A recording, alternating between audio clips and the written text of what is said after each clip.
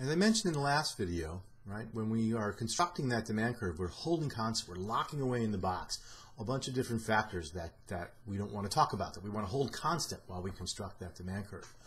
What's interesting is when we don't hold those constant anymore, as I suggested in the last video, then we're allowing changes to take place in the position of that demand curve. That is, we're shifting the demand curve. And so one of the things that we have to pay attention to when we talk about demand curves is we have to pay attention to the difference between movements along a given demand curve versus changes, shifts in the entire demand curve.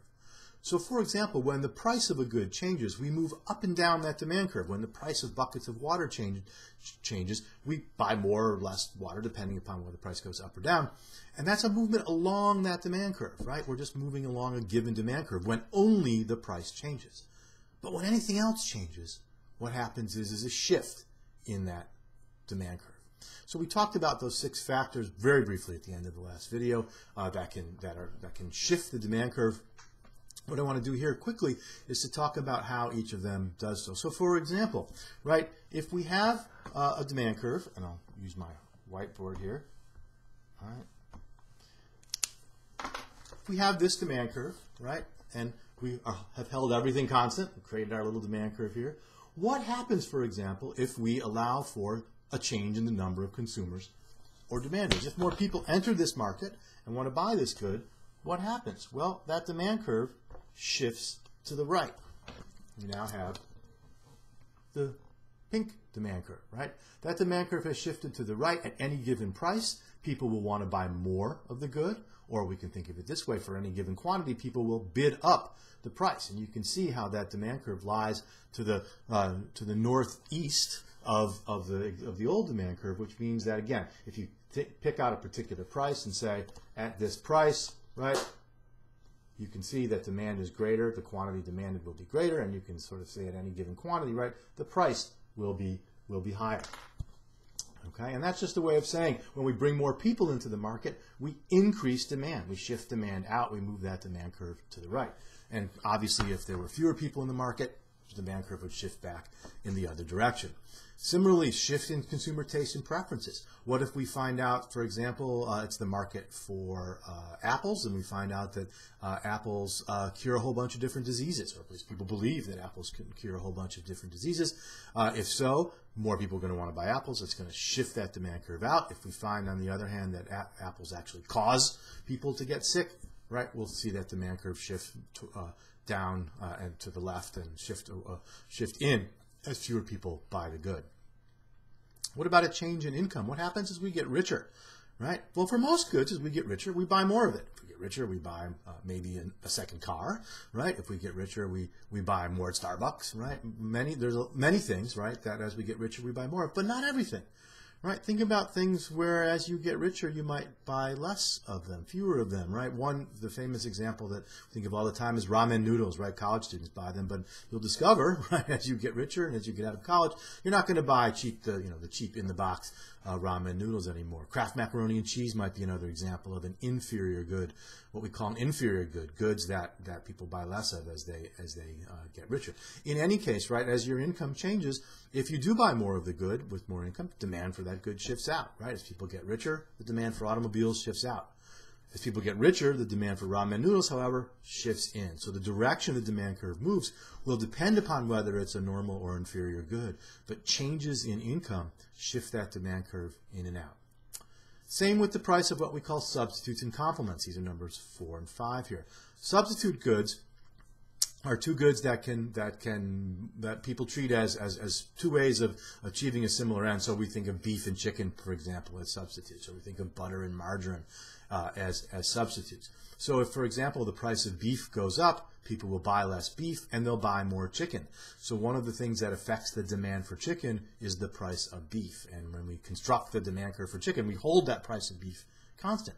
But if we let it go and the price of beef goes up, right, people buy less beef, they buy more chicken, the demand curve for chicken will shift out. Similarly with complementary goods, say hot dogs and hot dog buns, razors and razor blades, right? If the price of hot dogs goes up, people will buy fewer hot dogs, they'll buy fewer hot dog buns. So the demand for hot dog buns depends upon the price of the complementary good, in this case, hot dogs. So again, these are all factors that can shift those curves around. And finally, a change in the expected price of a good. If people expect the price of gasoline to go up next week, we'll buy more of it today, right? So if we expect the price to go down later, we'll buy less of it today. So the demand for a particular good today will depend upon the expected price of that good into the future. We'll talk a lot more about that in a later chapter when we talk about speculation. So all of these things, right, all these 6 factors that can shift the demand curve, and you should, again, take a look in the textbook and see this. The other 2 things I want to talk about in this video, I'll get to elasticity in a minute, but the other thing I want to talk about is the role that price plays in the marketplace, right, in allocating and in helping us decide who gets which goods, right? When we think about it, right, in the market, what enables you to get a good is the fact that you're willing and able to pay for it, right? If you're willing to pay $4 for that latte, you get it from Starbucks. And in that sense, it's the price of the good that rations, that decides, that helps us figure out who gets scarce resources, right? Are there other ways, though, that we could decide who gets scarce resources, right? I mean, we could, right, for example, decide according to need. Who needs the good more? We could do first come, first serve. We could have a lottery, right? We could just divide things up completely equally. We could have Fight Club, right? We could just have people battle it out with baseball bats and whatever in the middle of the room or the middle of the marketplace to figure out who gets what, right? Those are all alternatives to deciding by price. And those are ways that we can allocate, right? We could say, for example, let's have a lottery and determine by random who gets lattes today, who gets how much gasoline, who gets how many bananas, right? We could do that. We could just make things perfectly equal. We could have people just line up, and whoever gets in line first would get it. All of those things are possible ways of determining who gets which goods. The problem with all of those, however, is that they ignore the problem of supply. They don't help us figure out how to make sure there's enough goods to go around. They're all ways of allocating an existing supply of goods as if it were sitting there in a pile. The problem is it creates no incentive for anyone to provide any more. I mean, think about Fight Club. If we battle it out with sort of baseball bats and fists to see who gets which goods, why would anyone want to bring any goods to the marketplace, into this room, right? Why would anyone want to supply anything if they have to expend all these resources in fighting to take care of it? The advantage of markets and of prices is that not only do they help us decide who gets what, they create a signal and an incentive for people to provide more of the good. If the price of gasoline goes up, not only does that determine who buys the gasoline based on their willingness to pay and how urgent their desire and the want is that they want to satisfy. But the higher price encourages gasoline producers to go out and find new sources of gasoline and bring more to the marketplace. You can think here about how when prices rise after a natural disaster, how that works, right? Gasoline being one of them, or bottles of water being another, right? The price goes up, and that not only determines who gets the good, who's willing to pay the higher price, but it creates this incentive for more people to bring more bottles of water in and increase the supply. And so that's really important. The price system, having a market price system and allocating according to price, well, it's not perfect, right? It's true that people who have more resources are going to, who have more willingness to pay, have more money, are better able to find the things that they want. The question is, does this system ensure that there are more of those goods for everyone to have over time and in the long run? And no other system ensures that there is a continuation of supply to make sure that other people can get the goods that they want.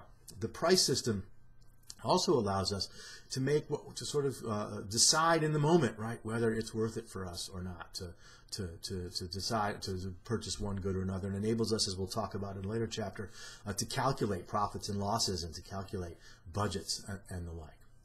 So the last thing I want to talk about in this chapter is the idea of elasticity. Now, I don't want to say too much about this because you do have a worksheet that's attached to the materials on Blackboard that I want you to work on. But the thing I want you to think about here, and the thing you should think about as you're going through that worksheet, is the question of how do people respond to changes in price? That is, how do demanders respond to changes in price? If we change the price of a good, say we increase it by 10%, what do we know? We know at the higher price, people will buy less of the good. But how much less of the good? Will they buy a lot less of the good or a little less of the good? And why?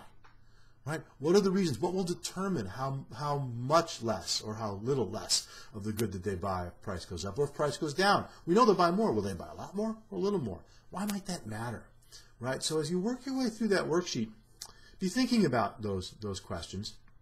And what I'll do is I'll post on Sunday evening, I'll post to Blackboard some thoughts, I wouldn't call them answers so much as some thoughts about the questions on that worksheet and things for you to have been thinking about here. And do make sure that you work your way through the entire PowerPoint and all of Chapter 3. So again, if you have questions on that worksheet, be sure to post them in the general discussion forum on Blackboard. Good luck with that.